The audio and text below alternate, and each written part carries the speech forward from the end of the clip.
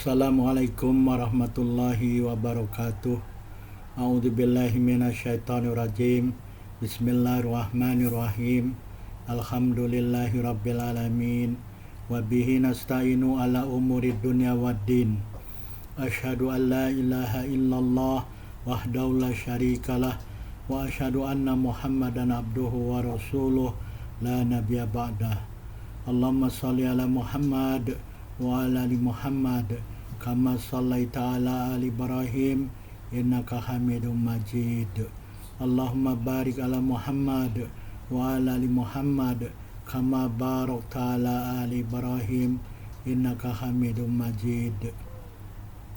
Subhanaka la ilma lana illa ma 'allamtana innaka antal alimul hakim. Rabbi shrah li sadri wa yassir li amri wahlul 'uqdatam min lisani yafqahu qawli. Amma ba'd. Dalam kesempatan ini saya mengajak dan mengingatkan diri saya sendiri, tuan-puan, bapak, ibu, saudara dan saudari, untuk kita saling mengingatkan atau saling berpesan dengan kebenaran yang bersumber dari Al-Quran dan As-Sunnah.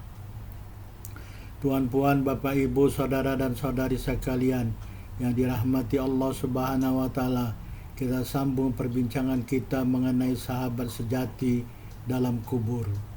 Dalam kesempatan kali ini kita akan membincangkan persiapan diri untuk menghadapi kematian. Orang yang paling rugi adalah orang yang tidak bersedia untuk menghadapi kematiannya sendiri. Orang yang memilih kesengsaraan bagi dirinya sendiri, sedang dia pasti akan mati dan menjadi mayat dalam setiap saat.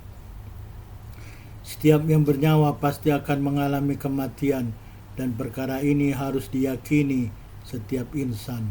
Semua manusia akan mati, baik orang yang soleh maupun orang yang melakukan maksiat, orang yang menegakkan kebenaran maupun orang yang menentang kebenaran, orang yang menghalang dan melenyapkan kemungkaran dan kebatilan maupun orang yang menyokong kemungkaran dan kebatilan, dan orang yang menegakkan keadilan maupun orang yang menyelewengkan keadilan. Semua manusia akhirnya akan mengalami kematian dan berpisah dengan kehidupan dunia. Tetapi apakah ada perbezaan bagi setiap orang yang mengalami kematian dan selepas kematian, atau semua orang akan mengalami persamaan setelah kematian? Tidak, sekali-kali tidak akan sama antara orang-orang yang beriman kepada Allah dan Rasul-Nya dengan orang-orang yang kafir dan orang-orang yang berbuat maksiat. Perbezaan adalah tempat kediaman mereka nanti setelah mengalami kematian dan masuk ke dalam alam barzah dan alamul qiyamah. Apakah kediaman mereka al-jannah atau an-nar? Tempat kediaman terakhir inilah yang patut dan layak untuk dipersiapkan dengan seluruh daya, kuasa dan upaya yang sungguh-sungguh. Allah Subhanahu wa Ta'ala telah berfirman dalam surat ketiga Ali Imran ayat 185, kullu nafsin dha'iqatul maut wa innama tuwaffawna ujurakum yaumal qiyamah faman zuhziha 'anil nari wa udkhilal jannah faqad faza wa mal hayatud dunya illa mataul ghurur. Maksudnya, setiap manusia akan mengalami dan merasakan kematian, dan bahwa sesungguhnya hanya pada hari kiamat akan disempurnakan balasan kamu. Lalu sesiapa yang dijauhkan dari an-nar dan dimasukkan ke dalam al-jannah, maka sesungguhnya dia telah beruntung atau memperolehi kejayaan. Dan tidak ada kehidupan dunia ini melainkan hanyalah sesuatu yang memperdayakan. Allah Subhanahu wa Ta'ala berfirman dalam surat As-Sajdah ayat 18 sampai 20. Afa man kana mu'minan kaman kana fasiqo la yastawun. Ammal ladzina amanu wa amilus solihati falahum jannatul ma'wa nuzulan bima kanu ya'malun. Wa ammal ladzina fasaqu fawa'mahumun naru kullama aradu ayakhruju minha uidu fiha wa qila lahum duku adzaban naril ladzi kuntum bihi tukadzibun. Maksudnya, maka apakah keadaan orang-orang mukmin seperti keadaan orang-orang fasik nanti di yaumul kiamah? mereka tidak akan sama keadaan yang mereka alami masing-masing. Adapun orang-orang yang beriman dan beramal soleh, bagi mereka al-jannah, tempat mereka tinggal dengan apa-apa yang mereka telah lakukan di dunia. Dan adapun orang-orang fasik, maka tempat mereka adalah an-nar. Apabila mereka hendak keluar daripadanya, mereka dikembalikan lagi ke dalamnya dan dikatakan kepada mereka, rasakanlah azab an-nar yang kamu dulu di dunia tidak mempercayainya.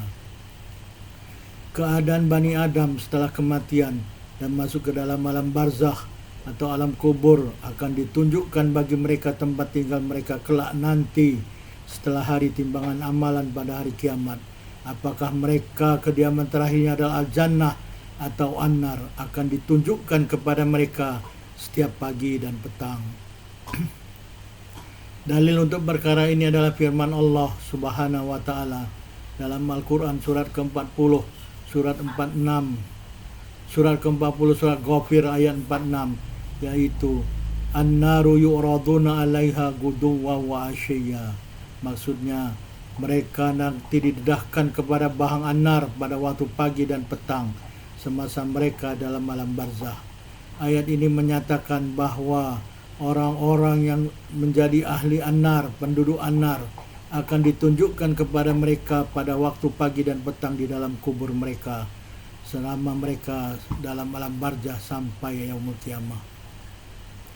Dalil lain adalah hadis yang diriwayatkan dari Abdullah bin Umar radhiyallahu anhu. Sesungguhnya Rasulullah SAW bersabda, inna hadakum idza mata uridu alaihi maq'aduh bil ghadati wal asyi in kana min ahli jannah fa min ahli jannah wa in kana min ahli nar fa min ahli nar fa yuqalu hadza maq'aduk hatta yab'atsakallahu yaumal qiyamah. Maksudnya sesungguhnya seseorang di antara kamu sekalian apabila telah mati di dalam alam barzakh, di alam kubur, maka akan ditunjukkan kepadanya tempat akhirnya pada waktu pagi dan petang. Sekiranya dia adalah salah seorang ahlu jannah, maka dia adalah termasuk penghuni al-jannah.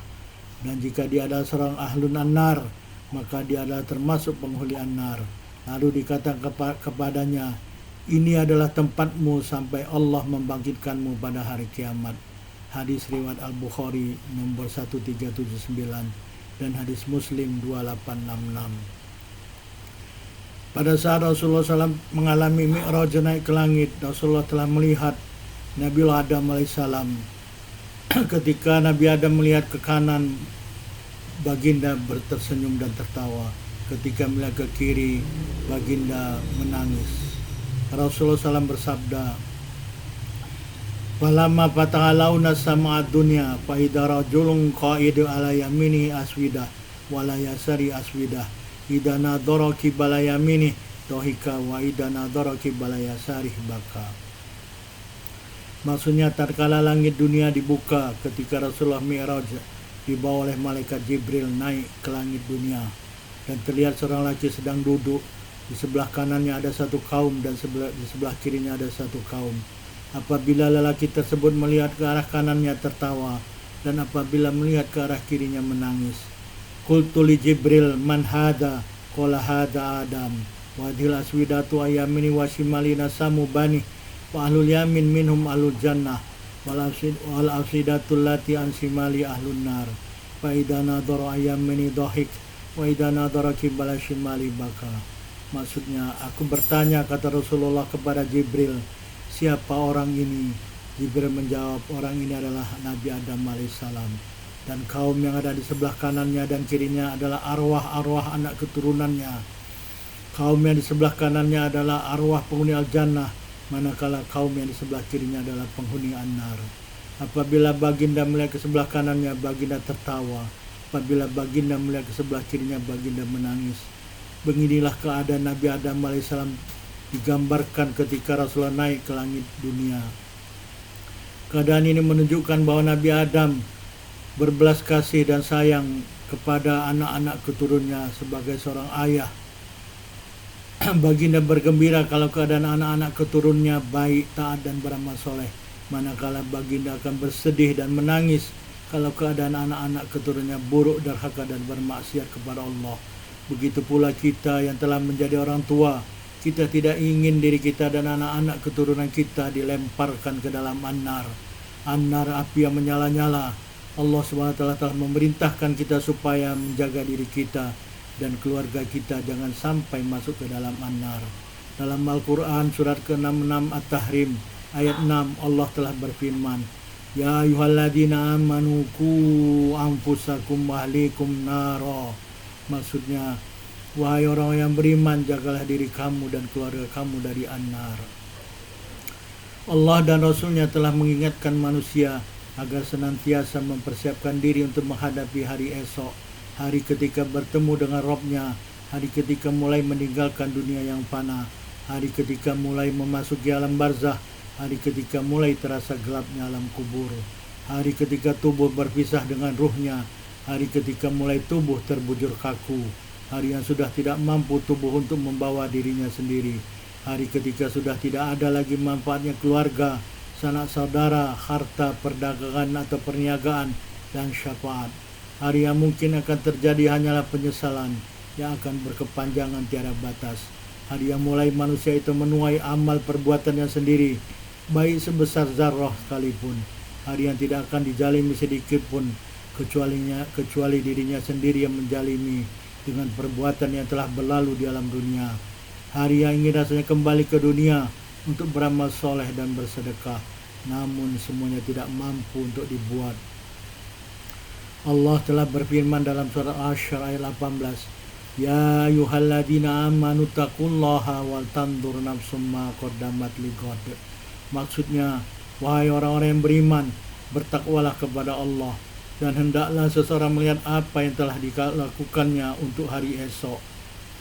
Ayat ini menyeru kepada orang-orang beriman supaya menyiapkan bekalnya untuk hari esok. Imam Ibnu Katsir mentafsirkan ayat tersebut dengan apa yang dipersiapkan seorang berupa amal soleh untuk dirinya nanti ketika berada pada hari kiamat, yaitu hari bertemu dengan Allah Subhanahu wa taala. Disebut hari kiamat itu adalah esok karena sangat dekat kedatangannya, sebagaimana Allah telah berfirman dalam surah An-Nahl ayat 77, Wa ma amru saati illa kalamhil basar au huwa aqrab innallaha ala kulli syai'in qadir. Maksudnya, tidaklah ada urusan kiamat itu melainkan seperti kedipan mata, atau ia sangat-sangat dekat. Sesungguhnya Allah atas segala sesuatu Maha Kuasa. Rasulullah SAW telah mengingatkan para sahabatnya untuk mempersiapkan diri menghadapi alam kubur, sebagaimana telah diriwayatkan hadis dari Al-Bara' bin Azib, anna Nabi abasara jama'atan yakhbiruna qabran fabaka hatta balasara bidumu'ih wa qala ikhwani limithli hadza fa'iddu. Maksudnya, sungguhnya Rasulullah telah memperhatikan sekumpulan sahabatnya sedang menggali kubur.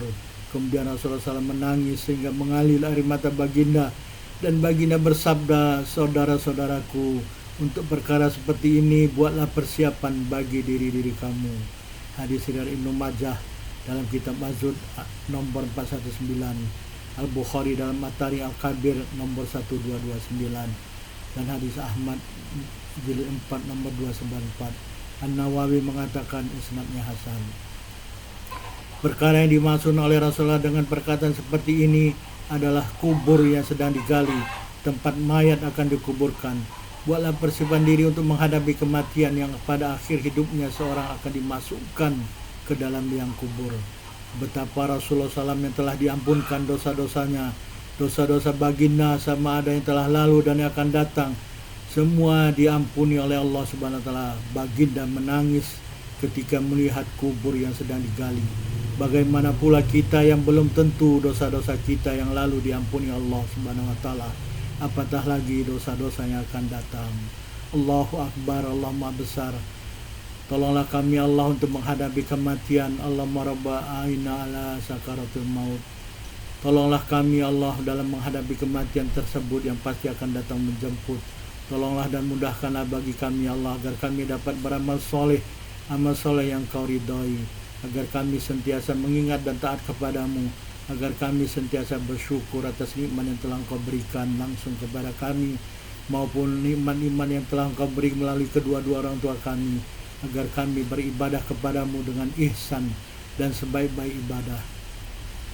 Jangan sampai seorang mengalami penyesalan karena dia tidak mempersiapkan diri, sama ada dengan melakukan amal soleh atau menginfakkan sebagian hartanya telah diberikan oleh Allah Subhanahu kepadanya, sebagaimana telah dinyatakan Allah dalam Al-Quran surat Al-Mu'minun ayat 99 sampai 100.